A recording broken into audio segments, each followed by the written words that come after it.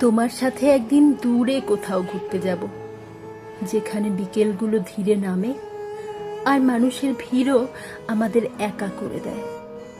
হাতে হাত রেখে হাঁটবো অচেনা কোনো স্টেশনের পাশে। চায়ের কাপে জমে থাকবে অল্প অল্প সুখের ধোঁয়া। তারপর তারপর সূর্যাস্ত দেখতে গিয়ে ইচ্ছে করেই দেরি করব, যেন শেষ ট্রেনটা আমাদের অপেক্ষা না করেই চলে যায়। কেমন হবে বলো তো, যদি সত্যি ফেরার কোনো ট্রেন না থাকে? তাহলে হয়তো ফিরে যাওয়ার তাড়া থাকবে না, আর থাকবে না আলাদা হওয়ার ভয়ও। শুধু তুমি আর আমি, একটা নির্জন রাত, আর দুজন মানুষের ধীরে ধীরে এক হয়ে যাওয়ার গল্প।